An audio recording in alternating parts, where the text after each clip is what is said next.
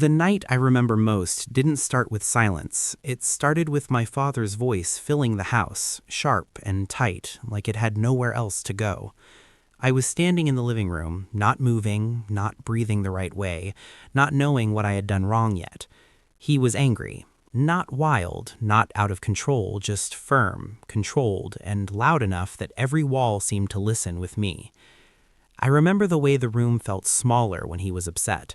The furniture didn't change, but the air did. It got heavy, thick, like you had to push through it just to stand there. I kept my eyes down because I had learned that looking up only made things worse. His words came fast, not rushed, but certain. Every sentence sounded final, like a door closing. Nothing physical happened. There was no chaos. That's what made it worse. The calm anger, the certainty, the feeling that whatever was happening wasn't just about that moment. It was about who I was becoming, or who I was failing to be. I stood there, hands tight at my sides, feeling my chest rise too fast. I remember thinking that if I stayed quiet enough, maybe it would pass quicker. Silence had become my safest place. I didn't interrupt, I didn't explain, I didn't defend myself. I just listened and waited. That waiting feeling is something you don't forget. It's the kind that settles into your body and stays there, even years later, even when you're alone, even when no one is raising their voice anymore. People talk about punishment as a lesson, about discipline as guidance, but what I learned that night wasn't about rules, it was about quiet, about shrinking yourself so you don't make things worse, about learning that the safest response is no response at all. If you grew up in a house like that, you know what I mean. The kind of house where you could tell someone was angry just by the way they walked, where you learned to listen for tone instead of words, where your stomach tightened before anything actually happened. That night didn't end with a resolution. There was no conversation afterward, no explanation, just the sound of my father walking away and the house slowly returning to normal. Except it wasn't normal anymore. Something had shifted. I didn't have words for it then. I just knew that after that, everything felt quieter, and not in a peaceful way. I grew up in a small American house that looked ordinary from the outside. A neat lawn, a driveway that cracked a little more every winter, curtains that stayed the same year after year. Inside, everything had its place. Shoes lined up, dishes washed right after dinner, voices kept low unless permission was given otherwise. There were rules, but they weren't written down. You felt them. You learned them by watching, by listening, by making mistakes once and never repeating them. The house had a rhythm, and you learned quickly when not to disrupt it. Mornings were quiet, not gentle quiet, careful quiet. I learned how to get dressed without making noise, how to eat breakfast without clinking a spoon against the bowl. The television stayed off unless my father turned it on. Even then, the volume was low. Everything was low. Low voices, low laughter, low expectations for anything spontaneous. I watched my father closely, not because I wanted to be like him, but because I needed to know what kind of day it was going to be. His posture told me more than his words ever did. If his shoulders were tight, the day would be long. If his jaw was set, I stayed out of the way. I learned these signs early the way other kids learn jokes or games. School felt different, but not entirely safer. I carried the same quiet with me. I followed rules well. Teachers liked that. They said I was polite, mature, well-behaved. They didn't see that I was just practiced at staying invisible. At home, afternoons were about waiting for my father to come back from work, waiting to see what mood he brought with him, waiting to see if the evening would be calm or tense. My body learned to stay alert even when nothing was happening, especially when nothing was happening. Dinner was formal without being fancy. We sat straight, we didn't talk unless spoken to. If I said something wrong, the room didn't explode. It just went cold. Silence was the warning. Silence was the consequence. Silence was the lesson. I learned to listen more than speak, to think through every sentence before letting it out. Sometimes I decided it wasn't worth it. Most of the time it wasn't. Words felt risky. Silence felt safe. Even when my father wasn't angry, the possibility of it hung in the air. That's the thing people don't understand. You don't need constant punishment to feel controlled. You just need to know it's always an option. My room became my quiet place, not a refuge, just a place where I could exist without being watched as closely.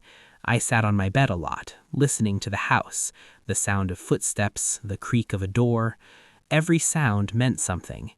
I learned to anticipate authority before it arrived, to adjust myself before being told to stay ahead of trouble by staying small.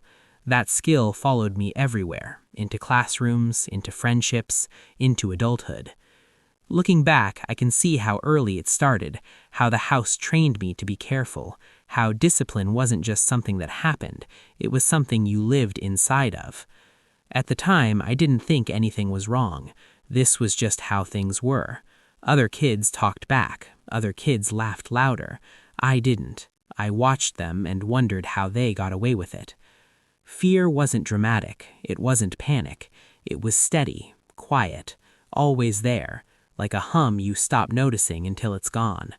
That was my childhood, a place where rules came before understanding, where obedience mattered more than expression, where silence was not just expected, but rewarded. And then there was one moment, one ordinary evening, one small mistake that changed the way everything sounded afterward. That evening didn't feel important when it started.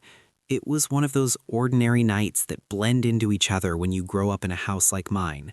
Dinner was finished, the plates had been cleared the right way, the kitchen light was still on, casting that yellow glow that made everything look calm even when it wasn't. I had done something small, so small that I can't even remember the exact reason now. It wasn't rebellion, it wasn't defiance, it was the kind of mistake any child makes without thinking. But in our house, intent didn't matter as much as outcome, and outcome was measured by rules, not understanding. My father noticed it. He always did. I remember the pause before he spoke. That pause was worse than yelling. It was the moment where the air seemed to stop moving, where you knew something was coming but didn't know how long it would last. He called my name. Not loud, not soft, just firm. That tone meant I needed to come immediately. I stood up too fast, my chair scraping the floor just a little, and that sound alone made my stomach drop. Every movement felt amplified, like the house was listening. When I reached him, he didn't rush, he didn't explode. He looked at me the way you look at something that disappointed you deeply, not angry enough to shout, calm enough to be certain. He started talking about rules, about expectations, about how things are done in this house. His words weren't cruel, but they were heavy. Each one landed slowly, pressing down on me. I wanted to explain. I wanted to say I hadn't meant anything by it, but I knew better. Explaining was dangerous. Explaining sounded like excuses, and excuses led to worse things. So I stayed quiet. The silence stretched, not empty silence, loaded silence, the kind where your thoughts get louder because nothing else is happening. I stared at a spot on the floor because eye contact felt like an invitation to make things worse. My father's voice stayed even, controlled. That was what scared me most. Anger burns out. Control doesn't. Control remembers. He talked about consequences, not in a threatening way, just as a fact, like gravity, like cause and effect. This is what happens when rules aren't followed. This is what discipline looks like. This is how you learn. I remember feeling confused, not because I didn't understand what he was saying, but because something inside me didn't match the moment. The punishment felt bigger than the mistake. The weight of his words felt heavier than what had actually happened. That confusion sat in my chest, tight and uncomfortable. I didn't know what to do with it. I didn't know how to name it. So I swallowed it. At some point, he stopped talking, not because the issue was resolved, just because he was done. He told me to go to my room. His voice didn't rise, it didn't fall. It ended the way a sentence ends when there's nothing left to add. I walked away slowly. I didn't run. Running would have looked guilty. I didn't hesitate. Hesitation would have looked defiant. I walked the way I had learned to walk in moments like that, carefully, quietly, as if my body knew the path without me thinking. In my room, I sat on the bed and stared at the wall. I didn't cry. Crying would have felt pointless. I didn't feel anger. I felt something colder, something heavier. It was the moment I realized that obedience didn't bring closeness, it brought quiet, and quiet wasn't the same as safety. That night, the house went back to normal quickly, too quickly. My father watched television like nothing had happened. The lights stayed on, the clock kept ticking, everything looked fine. But inside me, something had shifted. I started to replay the moment in my head, not the mistake, the reaction, the tone, the certainty. I wondered if there was a version of me that could exist without constantly being corrected, without always being watched. That was the first time I remember feeling distance instead of fear. Fear keeps you alert. Distance pulls you inward. I didn't stop loving my father that night. I didn't stop respecting him either, but something else took its place alongside those feelings. A quiet understanding that my role wasn't to be understood, it was to comply. From that moment on, I changed in ways no one noticed right away. I became more careful, more quiet, more precise. I learned how to avoid moments like that, by avoiding moments altogether. I stopped sharing things that mattered to me. I stopped asking questions that might sound wrong. I stopped offering opinions unless I was sure they matched what was expected. My father probably thought the lesson had worked. From the outside, it had. I followed rules better than ever. I caused fewer problems. I became easier. But inside, something else had happened. The house felt quieter after that, not because there was less noise, because I had learned how to disappear inside it. That moment didn't teach me why rules mattered. It taught me that my feelings didn't. And once you learn that, you don't forget it easily. After that night, nothing dramatic happened on the surface. There were no slammed doors, no raised voices, no long lectures. Life in the house went on the way it always had. Breakfasts were made on time, shoes were placed neatly by the door, homework was done at the table, pencils lined up just right. From the outside, it probably looked like discipline had done exactly what it was supposed to do. But inside me, everything had slowed down. Silence settled in quietly, not the peaceful kind, the kind that fills space without anyone noticing. I spoke less, even when I was asked questions. When my father asked how school was, I answered with one word instead of a sentence. When my mother asked what I wanted for dinner, I said I didn't mind. It wasn't that I had no opinions, I just didn't see the point in sharing them. I learned how to listen more than I talked. Listening felt safer. Listening meant fewer chances to get something wrong. I started watching faces closely, especially my father's. I learned the small signs, the tightening around his mouth, the way his shoulders squared when something irritated him, the pause before he spoke. I adjusted myself before he ever had to say anything. Waiting became a habit. I waited to be spoken to. I waited for instructions. I waited for approval that never really came, only the absence of disapproval. And over time, that absence felt like success. At school, teachers praised me for being well-behaved, quiet, mature for my age. They didn't know that my calm wasn't confidence. It was caution. I didn't raise my hand unless I was absolutely sure. I didn't volunteer answers unless I had already rehearsed them in my head. Making a mistake felt dangerous, even when no one else seemed to care. At home, I stayed out of the way. I spent more time in my room not because I was angry, but because it felt controlled, predictable. I arranged my things carefully. My bed was always made, my clothes were folded just right. Disorder felt like an invitation for attention, and attention felt risky. My father didn't comment on the changes. I don't think he noticed them as changes at all. From his perspective, things were better. I was more obedient, more respectful, easier to manage. If discipline was meant to shape behavior, then it had worked. But something else had been shaped too. I stopped trusting my instincts. When I felt excited about something, I pushed it down before it showed. When I felt upset, I swallowed it before it reached my face. Emotions felt like loose threads. If you pulled on them, things unraveled. I became careful with joy. There were moments when I wanted to share things, a story from school, a thought I had while lying in bed, a question about something I didn't understand. I would start to speak, then stop. I would imagine how it might sound. Too silly, too dramatic, too wrong. And I would let the moment pass. Silence became easier than risk. As time went on, that silence didn't feel temporary anymore. It felt permanent, like part of who I was.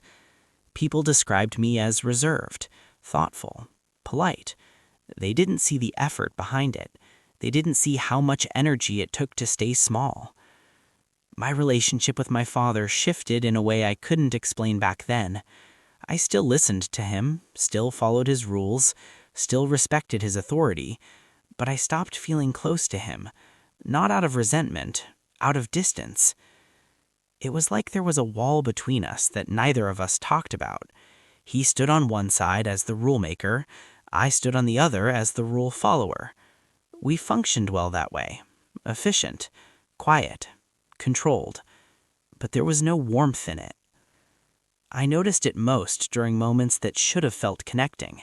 Sitting in the same room, watching television, riding in the car in silence, eating dinner together without conversation. We were present, but not together. Sometimes I wondered if he noticed, if he felt the distance too, or if he believed this was just how things were supposed to be.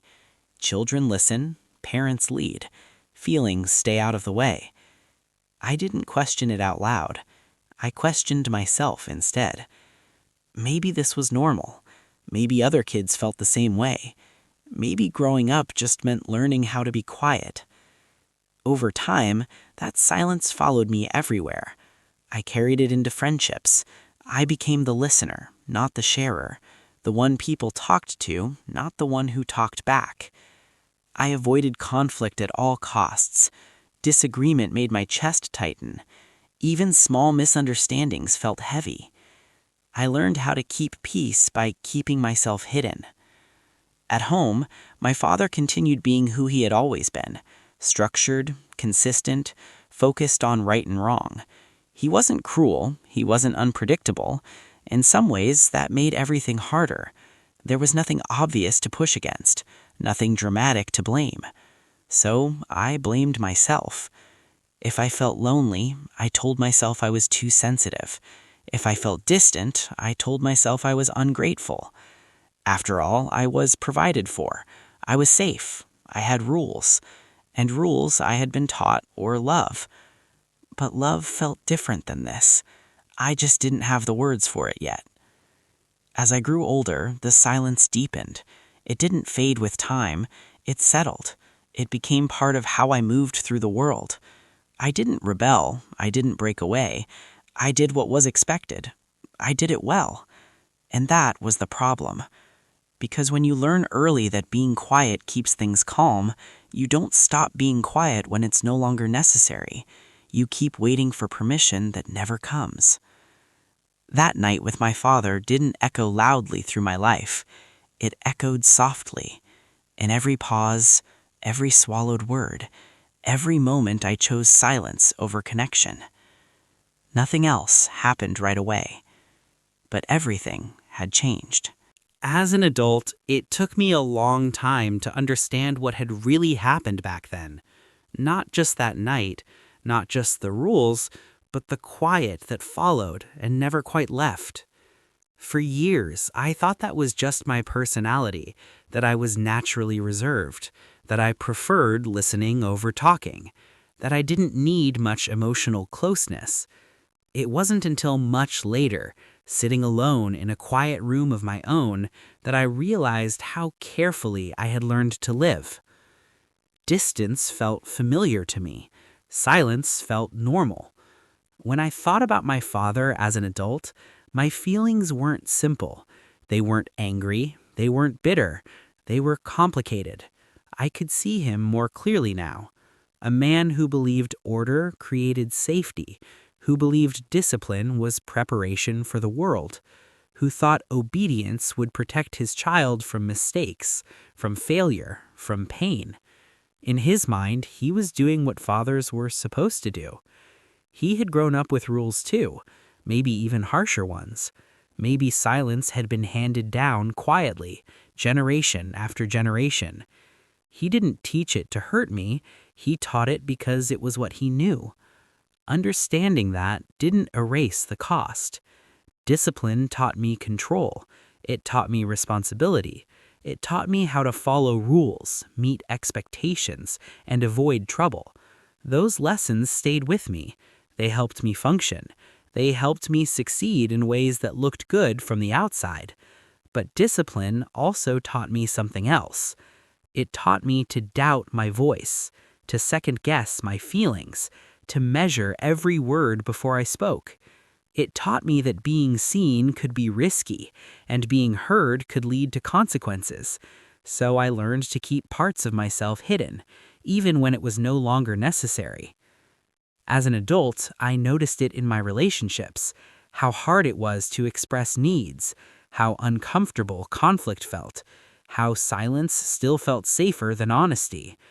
I wasn't afraid of people yelling anymore. I was afraid of disappointing them.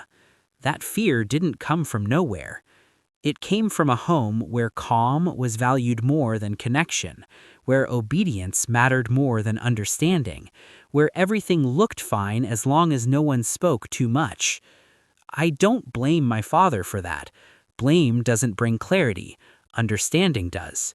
He gave me what he believed was right, and he missed what I needed most. Both things can be true at the same time. When I think back now, the moment that stays with me isn't the discipline itself. It's what followed. The quiet, the distance, the feeling that something between us had closed, gently but firmly, and never fully reopened. Love didn't disappear, but it changed shape.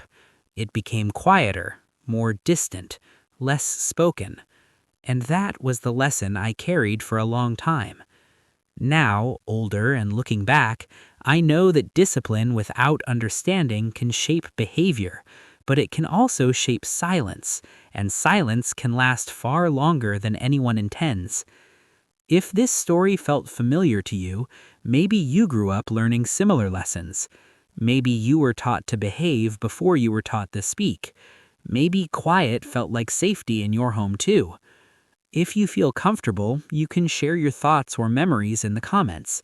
Not to judge anyone, not to place blame, just to reflect.